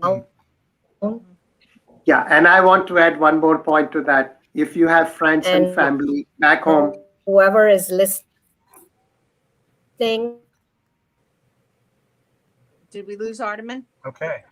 yeah, okay. I think open I your want to pocket, make- and every Okay. dollar will go for a very good purpose. sorry, we're having Ardaman's having Wi-Fi issues, I think. Guard down till we have a control on the situation. That's all. Thank you. Don't let your guard down. That's good advice. That's right. And your masks. Okay, Rajesh. Don't let those down either. Yeah, last one to add to both Venki's point and Adman's point. If you have friends and family back home, and I heard many of you are in connection with WhatsApp, please ask them to go for the vaccine, no matter which one it is. If you are getting Covaxin, take Covaxin. If you are getting the other one, the AstraZeneca one, take that. Please do it. Do not question the various medical findings, or right now, this is the only thing that can take you, maybe at least protect you. I have friends who took it and it became a mild, they still got, and I am not denying that it's protecting you. Mm-hmm. But the severity reduces and you don't become a burden on the medical system there. You could probably recover at home on your own and you feel much better that way. Mm-hmm. That's only my last 2 cents to this. Thank you. Sound advice. Absolutely sound advice. Very important that those vaccines are taken. Absolutely. So again, thank you guys. Thank you all for joining us this evening or this morning, as the case may be. Dr. Namala, Raghu, thank you so much for destroying your sleep pattern for us. We really do appreciate it. The information you gave And us. Raghu as well. Yeah, I said. Can I say a parting advice? Yes. Absolutely. If you want to enjoy your bank balance, wear a mask. If you want your There you go. nominee to enjoy your bank balance, you cannot wear a mask. Good advice. Good advice. Councilman Harrison, thank you very much. Ardaman, Thank you. Board Vice President, thank you very much. Venki, thank you.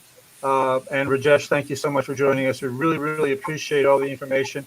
This was an extended news hour. This was about an hour and almost an hour and 45 minutes. So we really think we got some good information out there for people. We just wanted to give folks here, because Franklin Township does have a very sizable Indian population. We wanted to give folks here an idea of, if they didn't know, what was the severity of the situation in India. We wanted to give them an idea.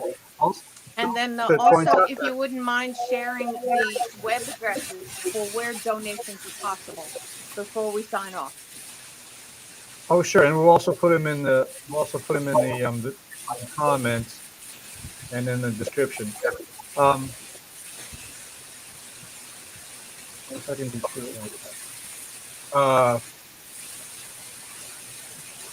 the other thing that I wanted to emphasize is something that somebody else pointed out, is that India thought that they were done.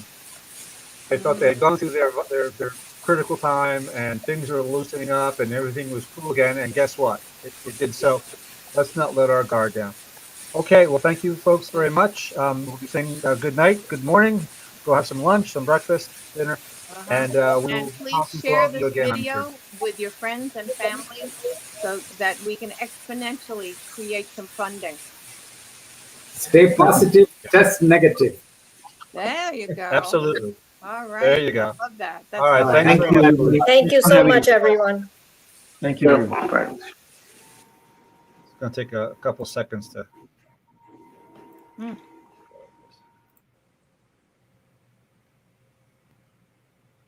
Wow. Okay. There are 6 million people in that country. Yeah, 6 it's a lot of people. million. They're losing upwards of almost 400,000. Well, the caseload is almost 400,000 a day. Yeah. I think that's what was recorded yesterday.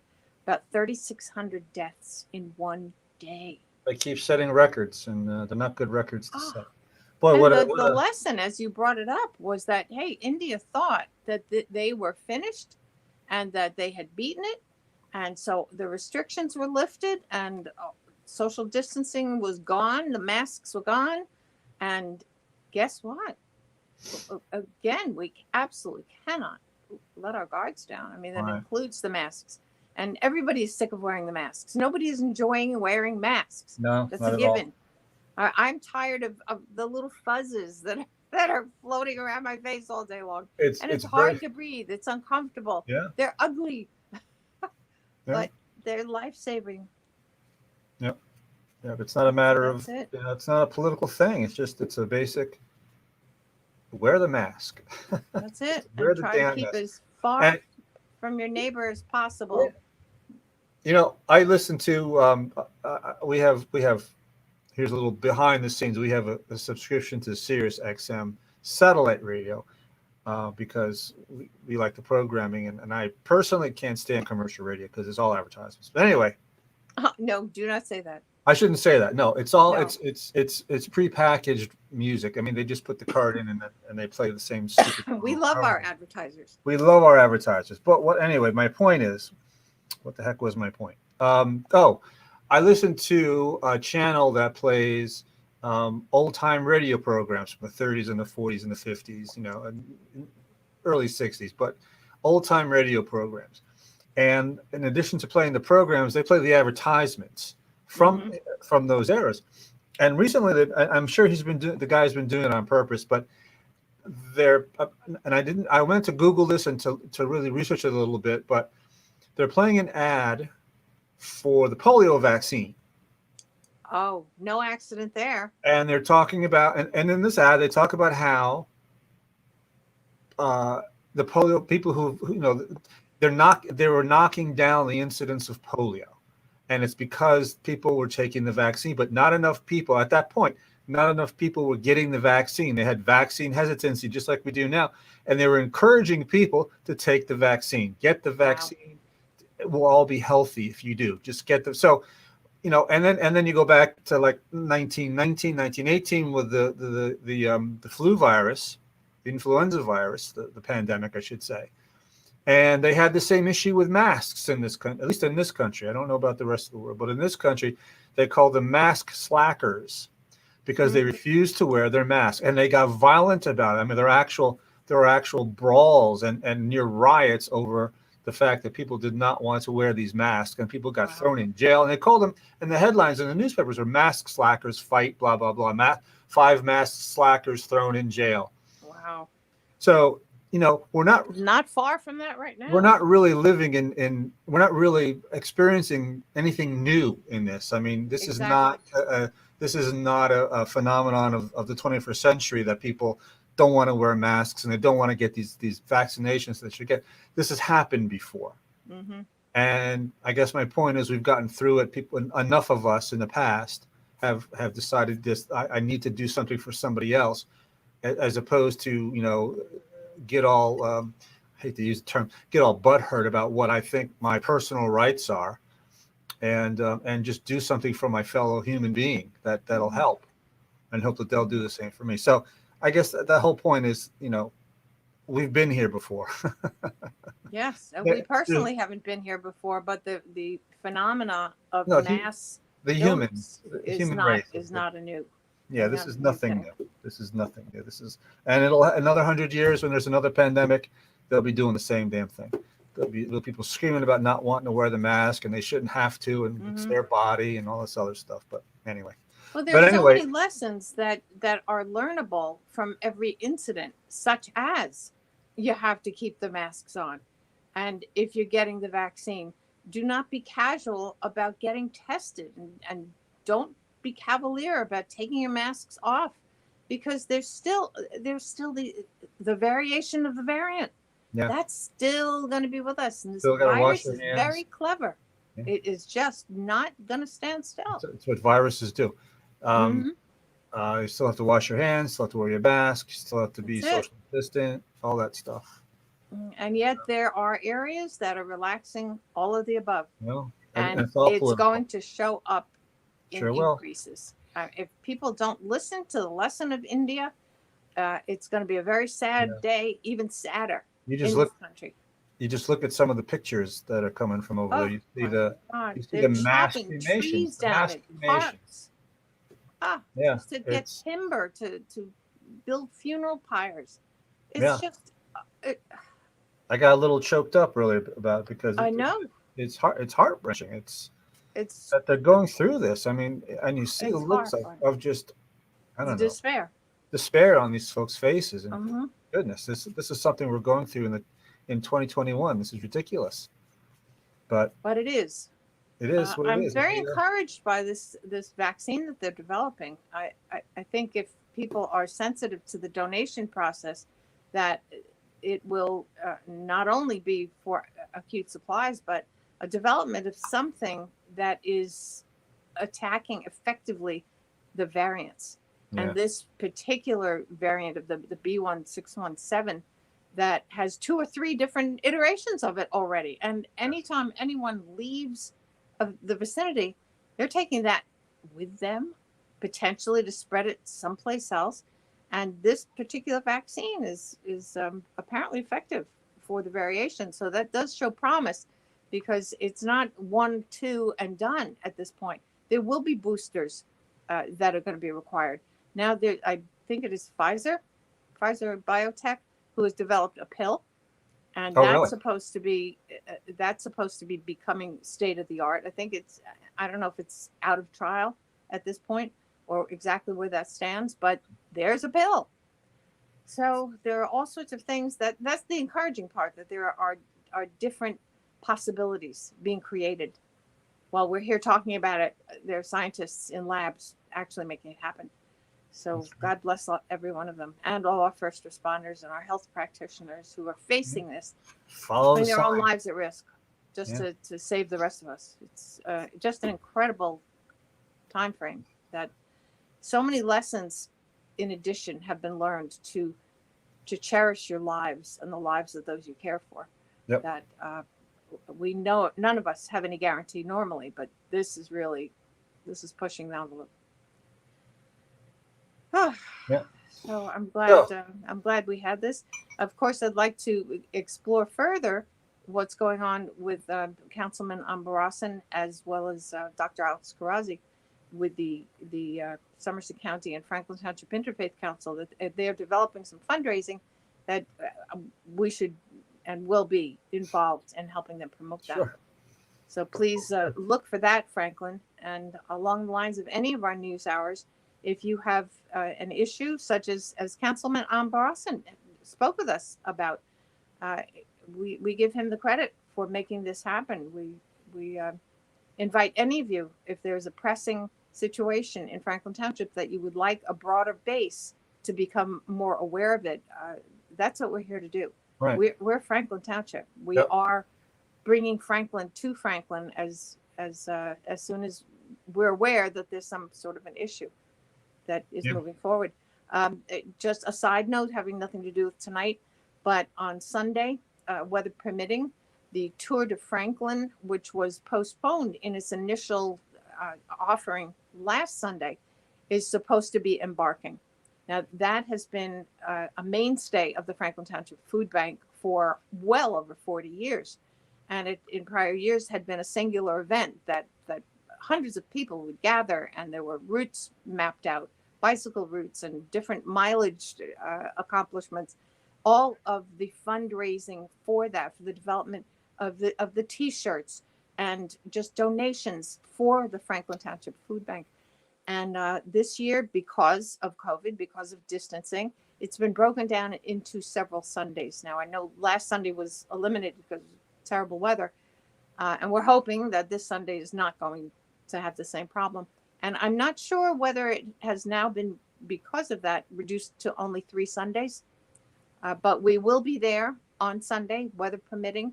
We'll be broadcasting live from the Franklin Food Bank, which is where people who are riding in this ride, and I think somebody on this broadcast may be participating in that. Is that true, Mr. Bowman? We'll see. I don't know. We'll see. Okay, we'll see. But it's typically a very successful event that has raised a lot of money for the food bank. And if you think organizations have been hit in general, the food bank has had events canceled, dollars just obliterated from their budgeting, and twice the amount of people who require their services. So this is going to be a very, very worthwhile operation to support. FranklinFoodBank.org if you want to donate toward the Tour de Franklin, or you just want to donate in general to the Franklin Food Bank. There's also the Ambassador Program, and again, FranklinFoodBank.org, where you can inquire about that and become a regular donator on a monthly basis for a minimal amount, just to become a part of it and help the food bank to raise the necessary funds to feed our neighbors in need. So I know that was a diversion from That's okay. where our topic was, but I Good think thing. it's important to let Franklin know when there's something else that's significant that's upcoming that people may want to be participating in. Yeah, absolutely. As usual, Franklin, when you want to find out what's going on in town, for the best report of Franklin Township news, www.franklinreporter.com. If you have a news tip or you have a comment or a question for a news story, you can email me. I am reachable at editor@franklinreporter.com. If you would like to support us through advertising, which we strongly encourage you to do, you can reach PJ Parker at ads@franklinreporter.com. We are on Twitter at Franklin Editor. We are on, where is the link for Instagram? We have an Insta. There's the address. And we are also on YouTube. And the best way to get to the YouTube channel is to go to YouTube and type in Franklin Reporter and Advocate. And we ask that any of these news hours, if they touch you or they touch someone you know, please do not hesitate to share it. The more people who are aware of certain events and situations that involve your community, either very directly or very indirectly, this is one of the ways to spread the word. Right. So it's available. It was streaming tonight live, not only on the Franklin Reporter Facebook page, but also at our YouTube site, Right. and archived in both. Right. And we would like to once again thank our sponsor for tonight's news hour, the Samuja Restaurant at the Franklin Town Center on Route 27 in Franklin Park. Excellent Indian cuisine. They take very great pride in their food, and it showed. They also have, well, I don't know if it's open now yet because of the COVID thing, but they have a wonderful lounge with a wide selection of adult libations, and they have a team of bartenders who are very, very skilled in mixing them together to make very nice drinks. And believe me, very I know. appealing colors, I might add. And very appealing color. They make them nice and pretty colors, so you want to drink them. And well, it's not only how elegantly it has been appointed in so many different ways, and the owner, Mangesh Chintamanini, was directly responsible for the design and the construction, the architecture, and everything is just done so beautifully in just such fine taste, and in my favorite color, which is orange. But they also have the very freshest spices and herbs, much of which they import and grind right there. So you're not ever concerned about things not being absolutely right there for you on the spot. Try the chicken biryani. It's wonderful. Oh, I've never had anything that I haven't just wanted to go back for again. It's amazing. And again, your host and proprietor, Mangesh Chintamanini, and his manager, Jyoti Pant, go out of their way to treat you like valued guests. Absolutely. And that is, we're very fortunate to have them in our Franklin Township circle right now. Absolutely. And a part of the Franklin Reporter and Advocate family. Absolutely. And the phone number to reach them is 732-369-9960. You can call for hours. You can call for reservations. You can call for pickup. That's 732-369-9960. And we thank Mangesh for sponsoring this very, very important and informative edition of the Franklin Reporter and Advocate News Hour. folks, that's going to do it. We have been here for a long time, but it's been warranted. So Absolutely. until next time, as usual, Franklin, stay safe. PJ, say that thing that you say. I'll say that this is PJ Parker from the Franklin Reporter and Advocate saying, we'll be back.